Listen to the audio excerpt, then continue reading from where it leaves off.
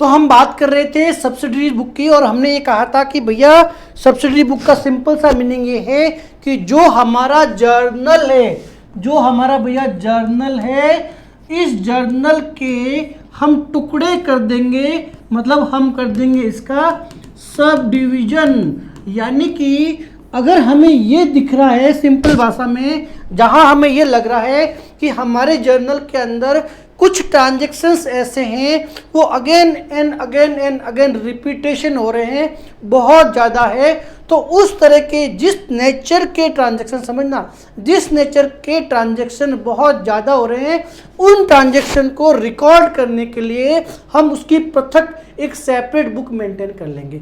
अगर वो परचेज के ट्रांजैक्शन ज़्यादा है तो परचेज बुक मेंटेन कर लेंगे, सेल्स के ट्रांजैक्शन ज़्यादा है सेल्स बुक मेंटेन कर लेंगे, कैश के ट्रांजैक्शन ज़्यादा है कैश बुक मेंटेन कर लेंगे।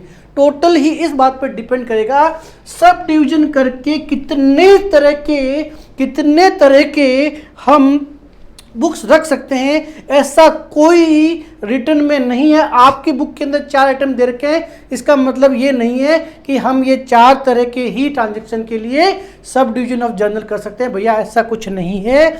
सब डिवीजन का मतलब ये हुआ हमारी नीड के अकॉर्डिंगली, चाहे परचेज हो सेल्स हो, अगर कोई मशीनरी बार बार खरीदनी पड़ रही है उसका भी आप सेपरेट सब डिवीजन कर सकते हो। जर्नल का सब डिवीजन करके आप उसके लिए एक पृथक बुक रख सकते हो। बस ये सिंपल सा मीनिंग है कि नंबर ऑफ ट्रांजैक्शंस कौन से रिपीटेशन हो रहे हैं। हमारा जो उद्देश्य है वो है हमारा समय बचाना, एक्यूरेसी बचाना। हमने आपको बताया था लास्ट क्लास में कि जर्नल का सब डिवीजन करने का हमें बेनिफिट क्या क्या होता है, वो हम ऑलरेडी कवर कर चुके हैं।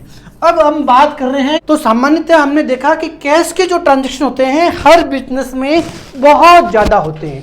तो हमें यहाँ क्या समझना है, हमें इस चैप्टर का जो हमारा नाम ही है चैप्टर का वो भैया कैश बुक, तो सबसे पहले इसमें हमें क्या क्या टॉपिक कवर करने हैं। तो सबसे पहले हमें ये देखना है कि हमारा जो कैश बुक है भैया वो कितनी तरह से बनाई जा सकती है। अब ये देखना है कि जो हमारे बिजनेस में कैश बुक, अब कैश बुक का मीनिंग समझ गए भैया।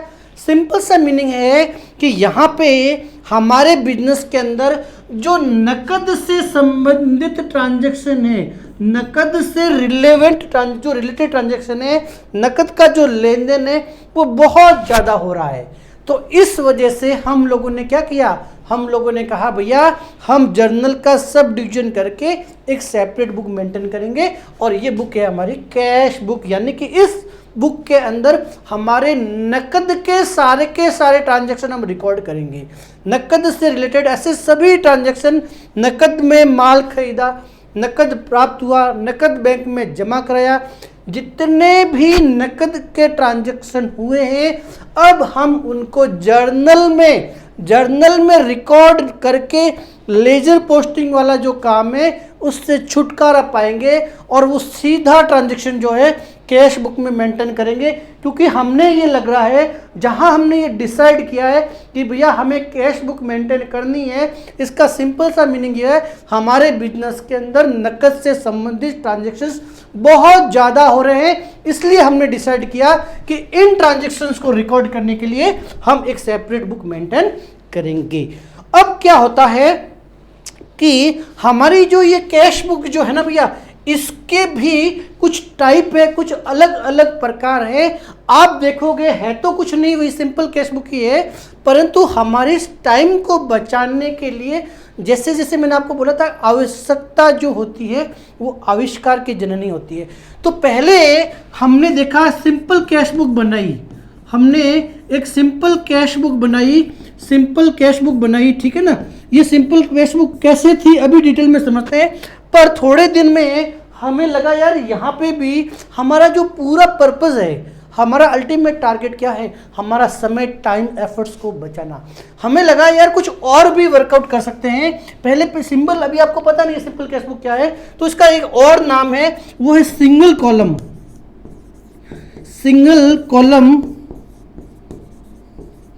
कैश बुक, ठीक है ना। तो पहले क्या हुआ, पहले जब शुरुआत हुई काम की तो हम लोगों ने सिंगल कैश बुक या सिंपल कैश बुक से काम चालू किया था। क्या है डिटेल में समझते हैं। फिर थोड़े बाद में, यानी कि कॉलम से समझ में आ रहा होगा कि ऐसी कुछ बात कर रहे हैं जहां पे एक कॉलम की बात कर रहे हैं। अभी एक कॉलम का कंसेप्ट क्या है डिटेल में बताएंगे, ठीक है ना। तो एक कॉलम से काम चलाने की कोशिश कर रहे थे, पर फिर हमें थोड़ा थोड़ा समय जब बीता, हमें ऐसा लगा, जब हमारी अकाउंटिंग का प्रोसेस था तब की बात है, अभी हमारे इंडिविजुअल नीड की बात नहीं कर रहा हूँ मैं, जब हमारी अकाउंटिंग का आविष्कार हुआ तब हमें ये पता चला कि यहाँ पे भी हालांकि हमारा काम इजी हो गया, जर्नल से लेजर में पोस्टिंग करना ये काम काफ़ी हद तक इजी हो गया, तो क्या कुछ और इजी किया जा सकता है।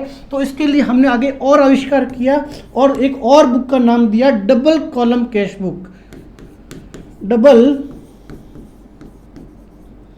कॉलम कैश बुक, ठीक है भैया, डबल कॉलम कैश बुक का आविष्कार किया, ठीक है, डबल कॉलम कैश बुक का आविष्कार किया। फिर हमें थोड़े दिन बाद में और लगा, बात चल रही है, यहाँ आपको ऐसा लग रहा हो कि 2 कॉलम कुछ बनेंगे, ये 2 कॉलम किसके बनेंगे ये फिलहाल हमें पता नहीं है। यहाँ देख के ऐसा लग रहा है डबल मतलब 2, ठीक है ना, तो 2 कॉलम बनेंगे भैया, ये तो पता चल गया।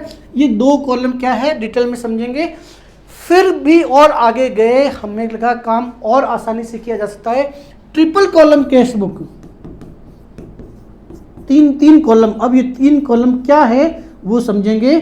ट्रिपल कॉलम कैश बुक भी हमने आगे इन्वेंट की, हमने निकाली। कुल मिला के मीनिंग ये हुआ कि है तो ये कैश बुक, इसमें कोई दो राय नहीं है, यहाँ पे हम केस से रिलेटेड सारे के सारे ट्रांजेक्शन्स को रिकॉर्ड करेंगे, इसमें कोई दो राय नहीं है। अब ये single column simple cash book क्या है, डबल कॉलम में कौन कौन से कॉलम हमने इंसर्ट कर दिए ताकि हमारा समय और बचे, और ट्रिपल कॉलम मतलब अब 3 कॉलम एक साथ बना के कुछ मेंटेन करेंगे ताकि हमारा काम इजी होए।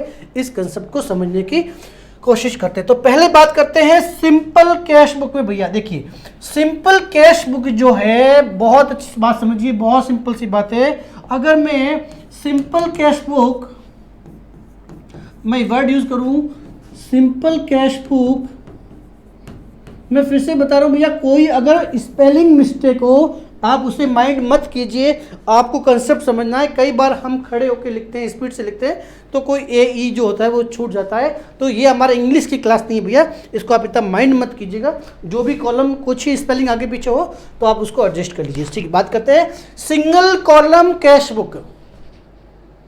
भैया सिंगल कॉलम जो कैश बुक है ना, ये कुछ नहीं है, ये जो हमारा एक लेजर होता है, जो हमारी लेजर बुक होती है, उस लेजर बुक के अंदर, बात समझना, जो हमारी लेजर की बुक होती है भैया, जो हमारी लेजर की बुक है, इस लेजर बुक के अंदर हम जो अकाउंट बनाते हैं, कोई भी अकाउंट, कैश का जरूरी नहीं है, कोई भी अकाउंट बनाते हैं तो हमें उस अकाउंट को एक स्पेसिफिक फॉर्मेट में बनाना पड़ता है। ये आपको पता है, अकाउंट को जो होता है बनाना पड़ता है स्पेसिफिक फॉर्मेट में बनाना पड़ता है। ये तो आपको भी पता है, क्योंकि हम ऑलरेडी लेजर चैप्टर को बहुत डिटेल में कर चुके हैं भैया। हमारा जो लेजर चैप्टर है उसको हम बहुत डिटेल में कर चुके हैं। तो लेजर चैप्टर के अंदर हमने कहा था कि जितने भी अकाउंटिंग हेड ओपन हुए हैं ना, उनके अकाउंट ओपन किए जाएंगे और उनसे रिलेवेंट सारी की सारी इंफॉर्मेशन, उनसे रिलेटेड सारी की सारी जो इंफॉर्मेशन है वहाँ पे रिकॉर्ड की जाएगी। परंतु रिकॉर्ड करने के लिए वो जो अकाउंट हमने ओपन किया था ना, उसका एक स्पेसिफिक फॉर्मेट था। स्पेसिफिक फॉर्मेट क्या था भैया? हमारा जो स्पेसिफिक फॉर्मेट था वो देखिए टी फॉर्मेट था। हमारा क्या था भैया? टी फॉर्मेट था। हमने ऐसे देखिए ये बनाया था,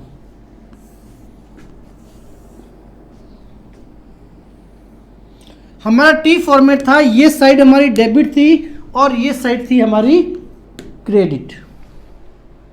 वही फॉर्मेट है भैया, कोई अलग फॉर्मेट नहीं है, एज इट इज हमारा फॉर्मेट है। जो एक अकाउंट का फॉर्मेट होता है, हमारी जो लेजर बुक है, लेजर के अंदर जो हमारा अकाउंट का फॉर्मेट होता है ना, वही हमारा सिंगल कॉलम या सिंपल कैश बुक का फॉर्मेट होता है, किसी तरह से अलग नहीं है। तो सर अलग क्या है?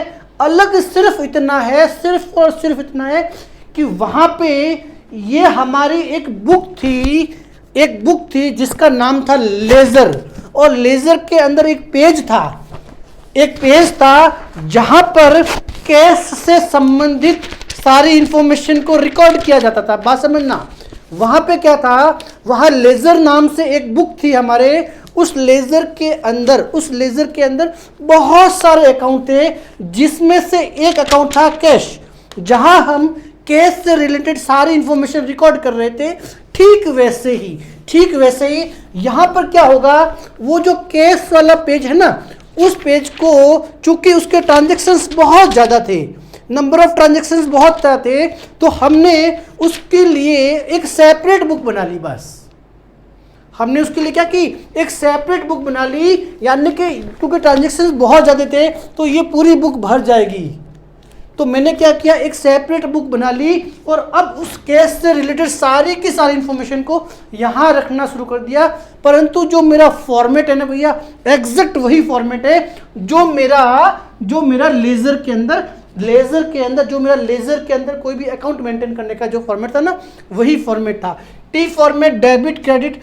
पहला जो कॉलम है भैया डेट का था, दूसरा जो कॉलम था वो था पर्टिकुलर का, तीसरा था भैया हमारे पास जर्नल फोलियो, जेएफ क्या था, जेएफ। अब यहां पे जेएफ नहीं आएगा क्योंकि ये खुद जेएफ है भैया, ठीक है। तो यहां आएगा लेजर फोलियो, ठीक है, ये एक फर्क रहेगा। तो पहला जो फर्क है ना भैया, पहला जो फर्क है वो यहां से हमें पता चला। यहां पे इसका लॉजिक भी बताएंगे। ये जो है लेजर फोलियो, ठीक है ना, ये लेजर फोलियो क्यों रहेगा, लेजर का पेज नंबर क्यों रहेगा, आगे बताते हैं, ठीक है ना। और उसके बाद में यहाँ जो है हमारा अमाउंट का कॉलम होगा।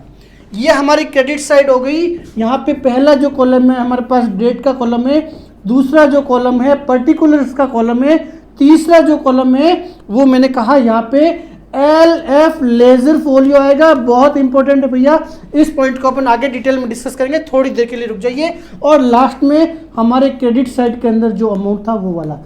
तो बताइए कुछ फर्क है क्या? फर्क है। पहला फर्क ये हुआ कि यहाँ पे जो भैया जो हमारा जर्नल फोलियो था, जब हम जर्नल से एंट्री करके लेजर में लेके आते थे, जर्नल से एंट्री करके लेजर में लेके आते थे, तो जर्नल का वो पेज नंबर लिखा जाता था जहां से हम उस ट्रांजैक्शन को लेके आए हैं। परंतु चूंकि हमारी जो कैश बुक है अपने आप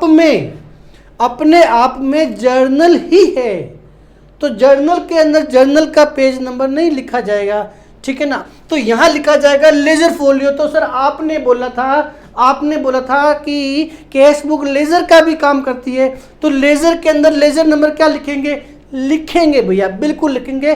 कौन सा लिखेंगे वो समझेंगे डिटेल के अंदर, कि जब भी हम कोई ट्रांजैक्शन को रिकॉर्ड करेंगे तो दो ट्रांजैक्शन होंगे, एक डेबिट होगा या क्रेडिट होगा।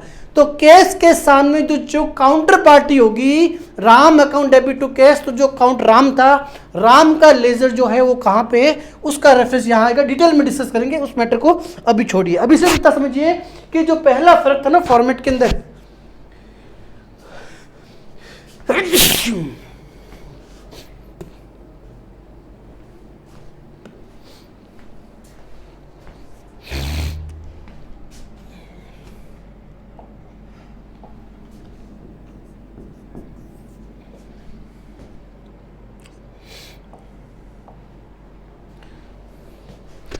तो जो पहला फर्क था वो हमने बोला भाई लेजर फोलियो आएगा। डिटेल में बताऊंगा ये लेजर फोलियो कैसे जाएगा, कैसे इफेक्ट हो रहा है, कहां से पेज नंबर आएंगे बताएंगे। फोलियो मतलब पेज नंबर, लेजर कैसे आएंगे डिटेल बताएंगे। परंतु मुद्दे की बात है, सबसे बढ़िया बात यह है, हमें अलग से कोई कॉलम कोई भी सोचने की जरूरत नहीं है कि इसका फॉर्मेट क्या होगा।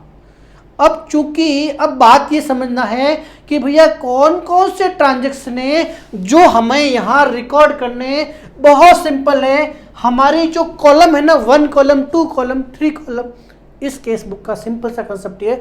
1 कॉलम या सिंपल केस बुक का मतलब ये हुआ केस से संबंधित सारी की सारी इंफॉर्मेशन, केस से संबंधित सारी की सारी इंफॉर्मेशन इसके अंदर रिकॉर्ड करेंगे।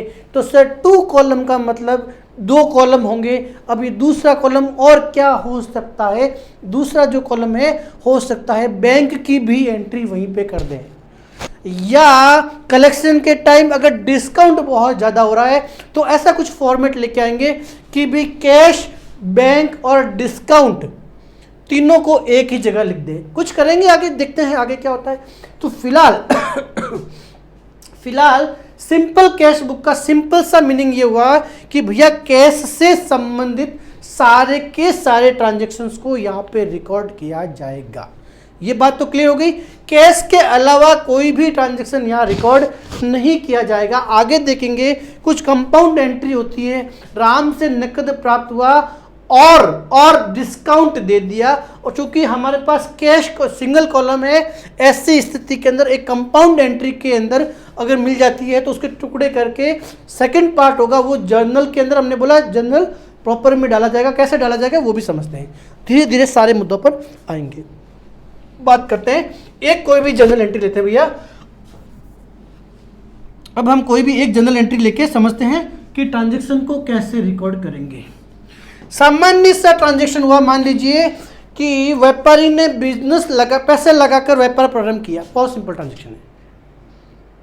व्यापारी ने पैसा लगाकर व्यापार प्रारंभ किया, या आप एक एंट्री कर दीजिए, राम से नकद प्राप्त हुआ। राम से नकद प्राप्त हुआ तो अगर हम सेपरेट कैश बुक मेंटेन नहीं करते, तो पहले याद कीजिए हम एंट्री क्या करते, राम से नकद प्राप्त हुआ, हम एंट्री करेंगे cash account debit to Ram. ये हमारी सामान्य जर्नल एंट्री थी भैया, 10,000 डेबिट में और 10,000 क्रेडिट में। यही था, और तो कुछ था नहीं। कैश अकाउंट डेबिट, राम से नकद प्राप्त हुआ, कैश चूंकि हमारे लिए कौन सा अकाउंट हो गया भैया, रियल अकाउंट हो गया, बिजनेस में आता है, मैंने डेबिट कर दिया। राम जो था, राम पर्सनल अकाउंट था, गिवर की कैपेसिटी में, मैंने उसको क्रेडिट कर दिया। ये हमारी सामान्य जर्नल एंट्री थी भैया, ये हमारी सामान्य जर्नल एंट्री थी। और इस जर्नल एंट्री के बाद में मेरा जो अगला स्टेप था वो था मेरा लेजर पोस्टिंग का। तो मैंने क्या करता था, यहाँ मेरा जो कैश का जो अकाउंट है, कैश के अकाउंट में मैं क्या लिखूंगा, टू लिखूंगा राम, 10,000 रुपये, ठीक है। और राम का जो अकाउंट था उसमें मैं क्या लिखने वाला था, बाई कैश 10,000 रुपये। ये तो ठीक है, इसमें तो कोई डाउट नहीं। या इसको मैं थोड़ा बड़ा कर दूं, चलिए कंपेरेटिव थोड़ा सा बड़ा कर देता हूँ, आपके लिए इजी रहेगा। चलिए मैं इसको और थोड़ा सा यहाँ करते हैं, चलिए ये मैं इसको इरेज कर देता हूँ। फिर से ट्रांजैक्शन को एकदम बढ़िया से लिख देते हैं, उसके बाद में समझने की कोशिश करते हैं। चलिए, तो सबसे पहले हमारे सामने ट्रांजैक्शन आया, cash account debit to Ram, और रुपए थे 10,000 रुपये। हमने क्या किया, कैश का जो अकाउंट था उसमें टू राम लिख के एंट्री करेंगे, 10,000 रुपये, डेट आप छोड़ देना, कर लेना कोई भी जो भी है। और राम का जो अकाउंट है उसमें हम बाई लिखेंगे कैश ₹10,000। हमने क्या किया, देखिए बात समझना। पहला स्टेप था जहां हमने जर्नल में एंट्री करी, और दूसरा जो स्टेप था, तो यानी कि अब मैं स्टेप्स में अगर इसको डिवाइड करूं, मेरे इन कामों को मैं स्टेप लिखूं, तो पहला स्टेप मेरा ये हो गया जहां मैं जर्नल एंट्री करता हूं। दूसरे स्टेप में मैंने क्या किया, मेरे लेजर के अंदर ये जो दो अकाउंट है ना, इनके अंदर पोस्टिंग करी, इधर भी करी और इधर भी करी। यही तो होता है और यही होता जाए। हम हमेशा पहले जनरल एंट्री करेंगे, और जनरल एंट्री होने के बाद में हम क्या करेंगे, उसको लेजर में पोस्टिंग करेंगे। ये हमारी सामान्य प्रक्रिया थी। अब हमने एक्स्ट्रा क्या किया या क्या बचाया, बात समझना। अब कैश के ट्रांजैक्शंस को रिकॉर्ड करने के लिए, बात समझना भैया, कैश के ट्रांजैक्शन को रिकॉर्ड करने के लिए हमने सेपरेट कैश बुक रख दी है। तो अब सबसे पहला प्रश्न ये है कि जब मेरा ये ट्रांजैक्शन में कैश इन्वॉल्व है, राम से नकद प्राप्त हुआ, तो पहला क्वेश्चन ये है कि क्या मुझे इसकी जर्नल एंट्री करनी है या नहीं करनी है। वेरी इंपॉर्टेंट बात समझना, बहुत छोटी बात है बट बहुत मुद्दे की बात है। जब मैंने कैश से संबंधित ट्रांजैक्शंस को रिकॉर्ड करने के लिए कैश बुक मेंटेन कर ली है, तो क्या इस कैश का जो मेरा ट्रांजैक्शन था इसको मुझे जर्नल में एंट्री करनी है या नहीं करनी है? भैया याद रखिए, वेरी इंपॉर्टेंट, हम बुक मेंटेन ही इसके लिए कर रहे हैं ताकि हमारा समय, टाइम, एफर्ट्स, एनर्जी बचे। तो जब सेपरेट बुक मेंटेन कर ली हमने, तो कैश के ट्रांजैक्शन को रिकॉर्ड करने के लिए जब हमने सेपरेट बुक मेंटेन कर ली, तो अब हमें इस जर्नल एंट्री को करने की कोई ज़रूरत नहीं है भैया। ये एंट्री हम नहीं करेंगे। क्यों नहीं करेंगे? क्योंकि हमने इस ट्रांजैक्शन को रिकॉर्ड करने के लिए एक सेपरेट जर्नल बुक जो थी बना ली, और उस बुक का नाम था कैश बुक। तो अब जर्नल एंट्री वाला समय हमारा बच गया। अगला जो स्टेप है वो था लेजर पोस्टिंग करना। मन में सिर्फ दिमाग में ये एंट्री करनी है, अब बाकी जो स्टेप है वो तो करना ही है।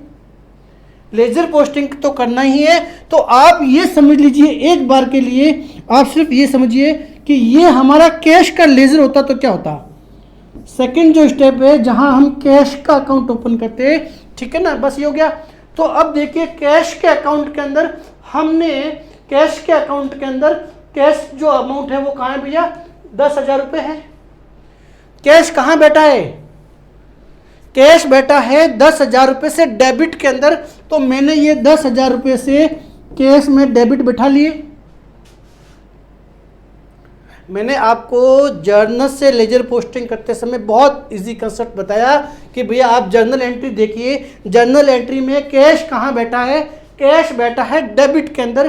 तो आप हमारा जो कैश का जो लेजर के अंदर अकाउंट था, उस अकाउंट में डेबिट में 10,000 को बैठा दीजिए। अब यहाँ पे 7 किसने दिया? राम ने दिया, तो हमने राम का नाम लिख दिया। चूंकि ये डेबिट वाला मामला है, इसके लिए मैंने 2 लिख दिया। जो भी रेस्पेक्टिव डेट होगी, मान लीजिए ये 1 जनवरी है, तो मैंने 1/1/2023 लिख दिया। हो गया मेरा काम। तो ये टाइम मेरा बच गया, भैया समझना मेरी बात। ये टाइम मेरा बच गया। मैंने सीधी यही एंट्री कर ली। तो अब मेरा यहाँ चूंकि बात समझना, ये जो अकाउंट था मेरा लेजर बुक के अंदर था। कहाँ था? लेजर बुक के अंदर था। अब लेजर बुक में भी मुझे ये काम करने की जरूरत नहीं है। ये काम करना है, परंतु लेजर बुक में ना करके कैश बुक में करना है। कहाँ करना भैया? ये मेरी कैश की क्या है? ये मेरी कैश की बुक है, ठीक है ना। ये मेरी कैश की पूरी किताब है जिसके अंदर ये काम मुझे करना है। बात आई समझ में? हमें यहाँ से ये एंट्री नहीं करनी, ये सिर्फ मन में सोचना है। जैसे जैसे समय बीतता जाएगा, आप मैच्योर होते जाओगे। किसी भी ट्रांजैक्शन को रिकॉर्ड करने के लिए आपको लेंदी टाइम की लेने की जरूरत नहीं पड़ेगी। समय के साथ आपका सीक्वेंस बढ़ता जाएगा। छोटे बच्चे थे ना आप, तब जब आप क्या पढ़ते थे? ए से A for apple, B for ball, ऐसे पढ़ते थे। और आज की डेट में बड़ी बड़ी spellings without fraction of seconds के अंदर आप वो पढ़ लेते हो। नॉलेज आपके सामने KN आया, आपने बोला नॉलेज, यानी कि समय के साथ में जब आप कोई भी चीज़ को बार बार रिपीट करते हो, तो उसको रीड करने की आपकी जो हैबिट है ना, वो इंक्रीज हो जाती है। तो यहाँ पर जब समय बीतता जाएगा, नंबर ऑफ ट्रांजेक्शन बहुत ज़्यादा करोगे, तो आपको हर बार ये सोचने की जरूरत नहीं है कि भैया कैश अकाउंट डेबिट, कैश आया है इसके लिए मैं डेबिट करूँगा। आपका माइंड कहेगा यस कैश अकाउंट डेबिट। चूँकि कैश डेबिट में है, मैंने 10,000 रुपये डेबिट में बिठा लिए, ठीक है। तो यहाँ मुद्दा आया, हमने क्या किया कि जो जर्नल का जो प्रोसेस था उसको सिर्फ मन में कैलकुलेट करके उसका जो नेट इफेक्ट था, बात समझना भैया, उसका जो नेट इफेक्ट था, उस नेट इफेक्ट को हमने सीधा कैश का एक तरह से अकाउंट कह लीजिए या बुक कह लीजिए, अकाउंट होता अगर वो लेजर के अंदर होता। क्योंकि बुक सेपरेट मेंटेन कर ली, सिंगल कॉलम है, इसके अलावा कैश के अलावा और कोई कॉलम है नहीं मेरे पास, तो मैंने इसको सिंगल कॉलम कैश बुक बोला और मैंने उसका नेट इफेक्ट यहीं पे दे दिया। अब बहुत इंपॉर्टेंट मुद्दे की बात, हमारी जो जर्नल एंट्री अगर होती तो हमने कहा हमारे पास 2 अकाउंट होते हैं। बात समझना भैया, बहुत इंपॉर्टेंट बात कर रहा हूँ मैं आपको। छोटी छोटी बातें हैं जो आपको कोई बताएगा नहीं, और अगर आप बाईपास करने की कोशिश करोगे तो उलझ जाओगे। अब बात समझना, बात कर रहे थे जहां हमने अगर इस ट्रांजैक्शन को प्रॉपर रिकॉर्ड करते तो हम कैश को डेबिट करते, कैश का इफेक्ट तो दे दिया। अब जो सेकंड राम का जो अकाउंट है ये वाला, चूंकि हमने जर्नल की एंट्री करी नहीं, अगर जर्नल की एंट्री करते, बात समझना, अगर जर्नल की एंट्री करते हम तो हमें याद होता कि कैश में राम को बिठाना है, राम में कैश को बिठाना है। अब बात करते हैं, कैश की इफेक्ट तो आ गया, तो राम के अकाउंट का क्या होगा? क्या कैश बुक सेपरेट मेंटेन कर ली? क्या हमने अलग से कैश बुक मेंटेन कर ली? तो क्या राम का लेजर, राम का जो अकाउंट है उसको ओपन करने की जरूरत है या नहीं है? ये बहुत बड़ा प्रश्न है, सोचिए जरा 10 सेकंड के लिए। बात ये थी, प्रश्न ये है कि हमने जब cash account debit to Ram किया, कैश की सेपरेट बुक मेंटेन कर ली, हमने इस ट्रांजैक्शन के ये वाला जो पार्ट था 10,000 रुपये, इसका इफेक्ट तो यहाँ दे दिया। अब मुद्दे की बात यह है कि अब जो चूंकि हम कैश बुक सेपरेटली मेंटेन कर रहे हैं, तो राम का क्या करें? राम का जो अकाउंट खुला है खुलेगा या नहीं खुलेगा? सबसे बड़ी बात यह है, राम का अकाउंट बिल्कुल खुलेगा। सा क्यों नहीं खुलेगा? ठीक वैसे ही रहेगा जैसे सामान्य ट्रांजैक्शन करते हैं, तो राम का भी अकाउंट खुलेगा। बात समझना मेरी, राम का भी अकाउंट खुलेगा भैया, और ठीक वैसे ही खुलेगा जो हमारी लेजर है ना, लेजर के अंदर सामान्य प्रक्रिया के तहत राम का अकाउंट तो खुलेगा। राम का क्यों नहीं खुलेगा? राम का अकाउंट खुलेगा। और इसका जो इफेक्ट है, इस ट्रांजैक्शन का जो इफेक्ट है, हमने अगर मन में सोचा था कि भी cash account debit to Ram करना था, तो राम जो है वो क्रेडिट में बैठा है 10,000 रुपये से, राम जो है वो क्रेडिट में बैठा है 10,000 रुपये से, तो हमने राम के अकाउंट में 10,000 रुपये लिख दिए। और राम का साथ किसने दिया? कैश ने दिया, तो मैं बाई कैश लिख दूंगा। बाकी जो प्रक्रिया है बिल्कुल वैसे ही रहेगी। हमने सिर्फ क्या बचाया? जर्नल की एंट्री बचाई। बात समझना, हमने सिर्फ जर्नल की जो एंट्री थी, राम अकाउंट डेबिट तो sorry cash account debit to Ram, उस प्रोसेस को बचाया। फिर जो सेकंड स्टेप था, जहां पे कैश के अंदर राम की एंट्री करी और राम के अकाउंट में कैश की एंट्री करी, ये एज इट इज रहा है भैया, इसमें कोई फर्क नहीं है। हमने क्या कहा? जर्नल का सब्स्टिट्यूट के फॉर्म में कैश बुक रहेगी। तो जर्नल हमने, और जो कैश बुक है जर्नल के साथ साथ लेजर का भी काम करेगी। मैंने कहा कैश बुक एकमात्र ऐसी बुक है जो जर्नल का भी सब्स्टिट्यूट है। बात समझना, कैश बुक ऐसी बुक है जो जर्नल का भी सब्स्टिट्यूट है और लेजर का भी सब्स्टिट्यूट है। मतलब अगर दोनों में से वो जो कैश बुक बनेगी ना, वो ये भी है और ये भी है, तो सेपरेट कोई अकाउंट ओपन करने की जरूरत नहीं होती है। परंतु आगे देखेंगे जो हमारा परचेज, सेल्स और रिमेनिंग जो बुक्स होगी, वो कभी भी लेजर का सब्स्टिट्यूट नहीं होती है। लेजर मतलब अकाउंट का सब्स्टिट्यूट नहीं होती है। तो जो हमारी कैश बुक है वो अकाउंट का भी सब्स्टिट्यूट है। लेजर में जो अकाउंट होता है उसका भी सब्स्टिट्यूट है और जर्नल का भी सब्स्टिट्यूट है। आगे इसमें टेक्निकली जब हम परचेज का अकाउंट करेंगे ना, तब बहुत दोनों में फ़र्क वहाँ करके बताऊंगा कि दोनों में क्या फ़र्क पड़ा। यहाँ मैंने बताया, हमने ये जो ट्रांजैक्शन था जर्नल का ट्रांजैक्शन, ये सिर्फ मन में सोचा, बाकी इफेक्ट एज इट इज आया। कैश के अंदर हमने राम का इफेक्ट दिया, राम में कैश का इफेक्ट दिया। अब बात करते हैं ये लेजर। मैंने कहा था अगर ये जर्नल होती, ये लेजर होती, तो हम जर्नल का वो पेज नंबर लेके आते जहां पे ये वाली एंट्री हुई, यहाँ जो ये एंट्री हुई। चूंकि ये एंट्री तो हमने की नहीं, क्योंकि हमने कहा कैश के सारे ट्रांजैक्शन केवल कैश बुक में रिकॉर्ड होंगे। तो अब यहाँ पे क्या लाएं? तो यहाँ पे आएगा लेजर फोलियो। ये लेजर फोलियो किसका आएगा भैया? राम का आएगा। कि राम का जो अकाउंट है वो हमारी जो लेजर है, इस लेजर पे कितने नंबर पेज पे है? तो मान लीजिए ये पेज नंबर 51 पे है, तो राम का जो अकाउंट है 50 नंबर 1 नंबर यहाँ मेंशन हो जाएगा। और मान लीजिए कैश बुक सेपरेट है, तो ये कैश बुक के कौन से पेज पे है, ये यहाँ मेंशन हो जाएगा। कैश बुक के भी तो पेज चलेंगे ना भैया, कैश बुक के भी तो पेज चलेंगे, पेज से क्योंकि नंबर ऑफ ट्रांजेक्शन बहुत ज़्यादा है। जब नंबर ऑफ ट्रांजेक्शन, यहाँ पे तो क्या था, यहाँ पे लेजर फोलियो था, ठीक है ना। तो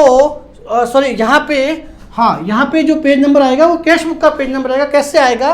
यहाँ जेएफ कैसे आएगा उसको मैं बताता हूँ, अभी डिटेल में बताता हूँ, ठीक है ना। फिलहाल यहाँ बात करते हैं, कैश बुक पे फोकस करते हैं। तो कैश बुक के अंदर ये जो लेजर फोलियो जो है, कैश बुक के अंदर जो लेजर फोलियो है, इसका सिंपल सा मीनिंग ये हुआ कि ये जो राम का जो अकाउंट है, राम लेजर के अंदर बात समझना, लेजर के अंदर जो राम का जो अकाउंट है उसका पेज नंबर क्या है, ठीक है ना। ये दोनों की क्रॉस एंट्री हो गई, ये डेबिट का इफेक्ट आ गया, ये क्रेडिट का आ गया। अब बहुत मुद्दे की बात है, बहुत इंपॉर्टेंट बात है, हमारा जो कैश का नेचर जो होता है वो भैया, वो नेचर किस तरह का है, ये बहुत इंपॉर्टेंट बात है। हमारी जो डेबिट साइड होती है, ये जो हमारी डेबिट साइड है भैया, यहाँ से लगा के यहाँ पर, और ये हमारी क्रेडिट साइड हो गई यहाँ से लगा के यहाँ। आप कितने भी ट्रांजेक्शन को करके देख लो, 50 ट्रांजेक्शन को करके देख लियो, जब भी कैश रिसीव होता है, कैश हमेशा डेबिट होता है। कैश क्या है भैया, सबसे पहले कैश जो है हमारा रियल अकाउंट है, और जब भी हमने जब फंडामेंटल कंसेप्ट कहा था तो हमने कहा था जो कैश है वो हमारा रियल अकाउंट है, और जब भी कैश आएगा, जब भी रिसीव होगा, जब भी व्हाट कम्स इन आता है तो क्या होता है भैया, कम्स इन होता है तो डेबिट होता है। बहुत इंपॉर्टेंट बात बता रहा हूँ। इसी तरह से कैश रियल अकाउंट है, और जब भी जाएगा, गोज आउट होगा, जाएगा, तो भैया ये क्रेडिट होगा। ये हम पहले भी जर्नल के अंदर बहुत डिटेल में कर चुके हैं, जब हमने गोल्डन रूल बताए थे। यहाँ क्यों बता रहे हो सर? जब हमने ये गोल्डन रूल बताए थे भैया, हमने कहा था जब भी कैश आएगा, अगर इसके साथ ही अगर बात करें हम, अगर हमने ट्रेडिशनल मॉडर्न अप्रोच की बात करें, तो मॉडर्न अप्रोच में हमने क्या बताया था, जो कैश है वो हमारा कौन सा अकाउंट है भैया, एसेट्स का अकाउंट है, और जब भी ये इंक्रीज होगा तो डेबिट होगा, और जब भी ये डिक्रीज होगा यानी कि खत्म होगा, जा रहा है हमारा से, तो क्रेडिट होगा। बात क्या है, आ रहा है या इंक्रीज हो रहा है, मतलब पैसा बिजनेस में आ रहा है। तो जब भी बिजनेस के अंदर पैसा रिसीव होगा, तब हमेशा डेबिट साइड में एंट्री की जाएगी। ये आपको सोचने की जरूरत ही नहीं है, हमेशा ध्यान रखना। रिसीव साइड जो होती है, रिसीव साइड जब भी पैसा आ रहा है हमेशा डेबिट में लिखा जाएगा। मशीन बेची, नकद में पैसा आया है, हमेशा ट्रांजैक्शन इधर रिकॉर्ड करना पड़ेगा। तो कई बार अब जैसे जैसे आप मैच्योर हो गए, आप डेबिट और क्रेडिट ना सोच के सीधा ये सोच सकते हो कि पैसा आया मतलब ट्रांजैक्शन यहाँ रिकॉर्ड किया जाएगा, और उसकी जो काउंटर पार्टी अकाउंट है वो यहाँ मेंशन होगा। और जैसे ही पेमेंट होगा, जब भी कोई पेमेंट होगा, आप कोई भी एंट्री करके देख लीजिए, माल खरीदा नकद में, टू कैश यानी कि परचेज इधर आ जाएगा। राम को भुगतान किया, टू कैश इधर, यानी कि जब भी कैश बुक मेंटेन कर रहे हो तो आपको रूल याद रखने की जरूरत नहीं है। जब भी कैश बुक मेंटेन कर रहे हो आपको रूल याद रखने की जरूरत नहीं है। हमेशा याद रखो, अगर पैसा आया है हमेशा डेबिट साइड में लिखा जाएगा। बहुत इंपॉर्टेंट बात है। और जब भी पैसा जा रहा है, जब भी पैसा बिजनेस में जा रहा है, हमेशा क्रेडिट साइड में लिखा जाएगा। बस काउंटर पार्टी का अकाउंट देखो और यहाँ एंट्री मार दो, हो या काम। ज़्यादा दिमाग लगाने की जरूरत नहीं भैया। जैसे ही पैसा आया डेबिट साइड, जैसे ही पैसा गया क्रेडिट साइड। कैसे भी ट्रांजेक्शन को देख के फ्रैक्शन ऑफ सेकंड में आप ये तो डिसाइड कर सकते हो कि पैसा आया कि गया। आया है तो डेबिट साइड लिखा जाएगा। लॉजिक के साथ बता रहा हूँ मैं आपको, लॉजिक के साथ में। हमने रियल अकाउंट में क्या कहा, हमने व्हाट कम्स इन, आता है तो डेबिट करो, वही तो कर रहे हैं। जब भी पैसा आएगा डेबिट करूंगा, जाता है तो क्रेडिट करो, यही तो कह रहा हूँ। मॉडर्न अप्रोच में क्या सीखा, मॉडर्न अप्रोच में सीखा एसेट्स जो है हमारी जब इंक्रीज होती है, इंक्रीज कब होगी, जब पैसा आएगा। डिक्रीज होगी क्रेडिट करेंगे, इधर होगा।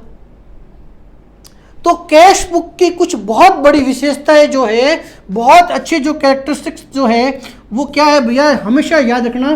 कैश बुक के अंदर हमेशा कुछ बातें याद रखना कि डेबिट साइड में हमेशा रिसिप्ट लिखी जाती है, तो ये बात तो अब आपको रटने की जरूरत नहीं है, ये विथ लॉजिक की बात कर रहा हूँ मैं, लॉजिक के साथ समझा दिया। ठीक है, तो मैं वापस लिख देता हूँ। कुछ बातें आपको ध्यान रखनी है कैश बुक की। नंबर 1, डेबिट कैश बुक हमेशा कब होगी? जब पैसा रिसीव होगा, पैसा बिजनेस में आएगा। कैश बुक क्रेडिट कब होगी? जब हमेशा पेमेंट होगा, मतलब भुगतान होगा। Very important. एक चीज और है बहुत इंपॉर्टेंट, कैश बुक का कभी भी क्रेडिट बैलेंस नहीं हो सकता है। Very important. जो कैश बुक है हमेशा ऑलवेज डेबिट बैलेंस होगा। इसका जो नेट बैलेंस है ना भैया, वो कभी भी क्रेडिट नहीं हो सकता। नेट बैलेंस कैसे निकालेंगे? स्टेप्स क्या है भैया? स्टेप्स ये है कि जब भी हमने कैश बुक में जो ट्रांजेक्शन्स लिखे हैं, हमारे जो स्टेप्स है कैश बुक को लिखने में क्या हो गया? डेबिट लिखेंगे, क्रेडिट लिखेंगे।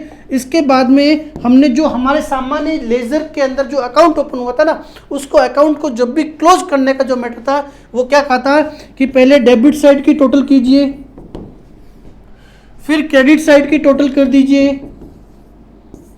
क्रेडिट साइड की टोटल कर दीजिए। ठीक है, डेबिट में से क्रेडिट माइनस कर दीजिए, ये नेट बैलेंस आ जाएगा, ये नेट बैलेंस आ जाएगा। ठीक है, और यही हमारा क्या हो जाएगा? जो साइड हमारी ज़्यादा है, जो साइड हमारी ज़्यादा है, लेट्स इस ट्रांजेक्शन में हमारी डेबिट साइड ज़्यादा हो गई, तो ये क्या कहलाएगा? ये कहलाएगा डेबिट बैलेंस। भैया ये लेजर में बहुत डिटेल में कर चुके हैं, तो यहाँ इस पर मैं टाइम खराब नहीं करूँगा, क्योंकि इस अकाउंट के अंदर कैश का जो बैलेंस है, वो 10,000 रुपये से ज़्यादा है, तो ये डेबिट बैलेंस कहलाएगा। और इसको डेबिट बैलेंस को मैच करने के लिए हमें क्या करना पड़ेगा?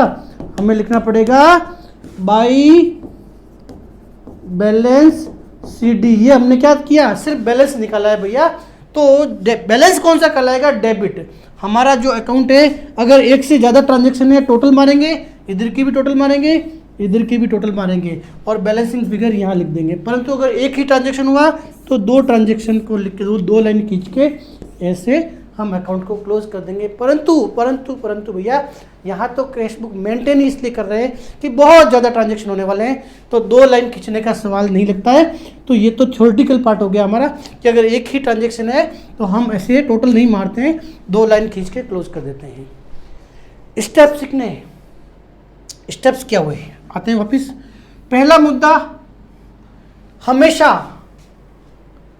हमेशा रिसिप्ट साइड डेबिट होगी। जब भी पैसा आएगा हमेशा डेबिट होगा, जब भी पैसा भुगतान होगा हमेशा क्रेडिट होगा। कैश बुक का हमेशा जो बैलेंस होगा ना भैया, डेबिट होगा, ये कभी भी क्रेडिट नहीं हो सकता है। इसके पीछे बहुत बड़ा लॉजिक है, ये बात समझना। कैश बुक का हमेशा डेबिट बैलेंस होगा। बैंक भी एसेट्स है, पर बैंक का क्रेडिट हो सकता है क्योंकि बैंक हमें उधार देती है, डिटेल में आगे करेंगे। कैश बुक का कभी भी नेगेटिव यानी कि क्रेडिट बैलेंस नहीं हो सकता है।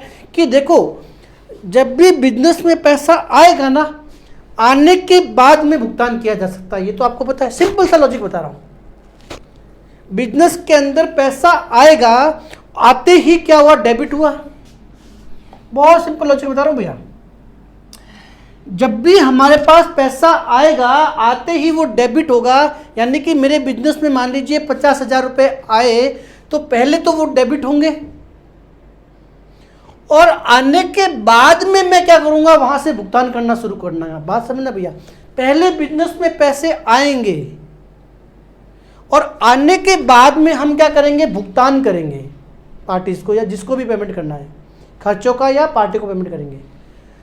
पर जब मेरे पास पैसा है ही नहीं, अगर मेरे पास पैसा खत्म हो गया, तो क्या मैं पार्टी को भुगतान कर पाऊंगा? यानी कि अगर मैं इसी एग्जांपल में बात करेंगे, इसी एग्जांपल में बात करते हैं, ठीक है ना। इसी एग्जांपल की अगर बात करें तो मुझे एक सिंपल सी बात बताइए। जब मेरे पास पैसा आएगा तो मैंने कहा हमेशा डेबिट होगा, तो जो पैसा और जाएगा तो क्रेडिट होगा। ये बात समझ में आई? पैसा 10,000 रुपये मेरे पास आया, इसमें से मैं कुछ न कुछ पार्टीज को भुगतान करूंगा, तो मैं मैक्सिमम कितना भुगतान कर सकता हूं? जितना मेरे पास पैसा आया है। ऐसा तो नहीं हो सकता है कि मेरे पास 50,000 रुपये है और मैं 60,000 का भुगतान कर दूं, ये तो संभव नहीं है। तो जो कैश बुक होगी उसका हमेशा डेबिट बैलेंस का लॉजिक ये हुआ, क्योंकि जो पैसा हमारे पास आएगा वो हमेशा डेबिट में बैठा होगा और हम उससे ज़्यादा कभी भी भुगतान कर ही नहीं सकते, क्योंकि जब हमारे पास पैसा है ही नहीं तो हम देंगे कहाँ से। तो या तो हमारे जो कैश बुक है उसका जीरो बैलेंस होगा, पैसा 10,000 आया और 10,000 मैंने राम को भुगतान कर दिया या मोहन को भुगतान कर दिया 10,000, मेरा बैलेंस हो गया जीरो। जीरो एक्सेप्टेबल है, कोई दिक्कत नहीं भैया, जीरो में कोई दिक्कत नहीं है, जीरो हो सकता है पर माइनस में कभी नहीं हो सकता है, मतलब क्रेडिट बैलेंस केस बुक में कभी नहीं हो सकता है, चाहे केस का अकाउंट हो चाहे केस की बुक हो। लॉजिक बहुत सिंपल है, जब पैसा आता है तो डेबिट होता है और जब आएगा उसमें से हम भुगतान करेंगे। तो जब एक बार डेबिट हुआ इसमें से भुगतान करेंगे, तो जब हमारे पास पैसा है ही नहीं उससे ज़्यादा तो हम भुगतान कर ही नहीं सकते। तो आइदर मेरा जो कैश बुक का बैलेंस है वो ज़ीरो हो सकता है, कैश बुक का बैलेंस आइदर मेरा ज़ीरो हो सकता है, परंतु नेगेटिव कभी नहीं हो सकता है। नेगेटिव का मतलब हुआ क्रेडिट बैलेंस, वो कभी भी नहीं हो सकता है। तो बहुत सिंपल सी बात है, हमारी जो कैश बुक है उसका जो बैलेंस होगा ऑलवेज डेबिट होगा या ज़ीरो होगा, पर नेगेटिव यानी कि क्रेडिट कभी नहीं हो सकता है। ठीक है, स्टेप्स मैंने बताए। सबसे पहले डेबिट साइड, एक साइड की जोड़ कीजिए, ज़्यादा कौन सी होगी, हमेशा डेबिट होगी, डेबिट साइड की जोड़ कीजिए, क्रेडिट साइड उसमें से घटा दीजिए, जो बैलेंस ज़्यादा है वो उसका बैलेंस कहलाएगा, वो क्या कहलाएगा, बैलेंस कहलाएगा। इस बैलेंस को हमें टोटल करके कैसे, जैसे लेजर के अंदर अकाउंट को हम क्लोज करते हैं, वो स्टेप्स मैं यहाँ प्लीज़ रिपीट नहीं करूँगा, वही स्टेप्स है, उसको बैलेंस कैरी फॉरवर्ड करके हम आगे बढ़ेंगे। ठीक है भैया, और क्या क्या ध्यान रखना है, हमने कैश बुक की मीनिंग समझ ली, ठीक है ना। तो सिंपल कैश बुक की बात कर रहे थे, तो सिंपल कैश बुक का मीनिंग हुआ कि यहाँ पे एक ही कॉलम है कैश का, इसके अलावा और कोई कॉलम नहीं है, एक डेबिट साइड है एक क्रेडिट साइड है, क्लोजिंग बैलेंस जो होगा वो डेबिट क्रेडिट का डिफरेंस होगा और हमेशा डेबिट बैलेंस होगा। ठीक है, ओपनिंग बैलेंस की बात कर लेते हैं। जब भी हमारा बिजनेस शुरू होगा भैया, जब भी हमारा बिजनेस शुरू होगा तो ये मान लीजिए ये हमारा कैश का अकाउंट है, सॉरी कैश बुक है, ठीक है भैया, ये डेबिट है। ओपनिंग बैलेंस कैसे लिखते हैं वो भी लिख देते हैं। चलिए, ये हमारी डेबिट साइड है, ये हमारी क्रेडिट साइड है, ये मेरा आ गया डेट, पर्टिकुलर, लेजर फोलियो और amount. Date, particular, ledger folio और अमाउंट। क्वेश्चन में दिया हुआ है कि 10,000 रुपये ओपनिंग बैलेंस था, पिछले फाइनेंशियल ईयर से इस साल की शुरुआत हुई, तो कैश का हमेशा बैलेंस क्या होता है, डेबिट होता है। तो टू बैलेंस सी डी, ये डेबिट में हमने 10,000 लिख दिए, ये हमारे कैश बुक की शुरुआत हो गई। टू बैलेंस शीट, ये बैलेंस शीट कहाँ से आई है बहुत डिटेल में करेंगे, डोंट वरी, अभी तो हम क्लोज करना सीख रहे हैं, ये हम बात कर रहे हैं क्लोज करने के बाद में अगली साल उसको कैसे कैरी फॉरवर्ड करेंगे। अगली साल कैरी फॉरवर्ड करें तो अगले साल की शुरुआत हो गई, तो ये जो डिटेल में बाद में बताएंगे। फिलहाल ये समझिए, मैंने कहा था कैश का जो है, कैश का हमेशा डेबिट बैलेंस होगा। तो ये जिस तरह से मैंने लेजर के अंदर अकाउंट को क्लोज करते हुए आपको सिखाया था कि ये कैरी फॉरवर्ड करके बैलेंस शीट में लेके जाएंगे और वो बैलेंस शीट के फिगर आगे आएंगे, क्योंकि एसेट्स है, कैश जो है हमारी एसेट्स है, और ये कैरी फॉरवर्ड पिछले साल से हम इस साल के अंदर वो बैलेंस को लेके आए हैं, हमेशा डेबिट में लिखा जाएगा। एक कंसेप्ट जब डबल कॉलम सीखेंगे, मैंने कहा कैश बुक का हमेशा डेबिट बैलेंस होगा, पर बैंक का कभी कभी क्रेडिट बैलेंस भी हो सकता है, सामान्यतः नहीं होता है, क्योंकि बैंक में भी जितना हमारा पैसा है क्या हम उससे ज़्यादा निकाल सकते हैं, कभी नहीं निकाल सकते हैं। पर हाँ, ऐसा हो सकता है कि हम ज़्यादा निकाल सकते हैं, क्योंकि कई बार बैंक हमें ओवरड्राफ्ट की फैसिलिटी देती है। कई बार हमें बैंक ओवरड्राफ्ट, यानी कि आपके पास, जैसे क्रेडिट कार्ड कैसे होता है भैया, क्रेडिट कार्ड का मतलब क्या है, आपके पास पैसा है नहीं फिर भी आप भुगतान कर लो, वही तो क्रेडिट कार्ड होता है। बैंक हमें उधार देती है, तो कई बार ऐसा होगा कि अगर हमारा जो बैंक अकाउंट है वो ओवरड्राफ्ट वाला अकाउंट है, तो ऐसी स्थिति में हो सकता है बैंक का क्रेडिट बैलेंस मिल जाए, पर कैश बुक में कभी भी आपको क्रेडिट बैलेंस नहीं मिलेगा। ठीक है, चलिए ओपनिंग बैलेंसेस को डिटेल में सीखेंगे, कैसे करेंगे जब आगे क्वेश्चन करेंगे। फॉर्मेट मैंने आपसे डिस्कस कर लिया, यहाँ पे जो हमेशा डेबिट में रिसीप्ट साइड आएगी, भुगतान हमेशा क्रेडिट में जाएगी। वेरी इंपॉर्टेंट भैया, एक बार अगर आपने ये डिसाइड कर लिया कि हम कैश बुक हम सेपरेट कैश बुक मेंटेन कर रहे हैं, तो ऐसी स्थिति के अंदर जिन जिन ट्रांजैक्शन के अंदर हमारा जो कैश है वो इफेक्ट हो रहा है, उन ट्रांजैक्शन को अब सामान्य जर्नल या जर्नल प्रॉपर के अंदर रिकॉर्ड नहीं करेंगे, सीधा सीधा कैश बुक में ही काम करेंगे। कैश बुक कहा मैंने, जर्नल भी है और अपने आप में एक लेजर भी है। जर्नल इसलिए है क्योंकि पहली बार उस ट्रांजैक्शन को रिकॉर्ड कर रहे हैं, और लेजर क्यों है भैया, क्योंकि इसमें सभी लेजर के लक्षण हैं, जहां लेजर नहीं सॉरी अकाउंट के भी लक्षण है। यहाँ पे एक अकाउंट से रिलेटेड इंफॉर्मेशंस को सारी की सारी इंफॉर्मेशन हमें एक ही जगह मिल जाती है। तो ये आज हमने सीखा सिंगल कॉलम कैश बुक।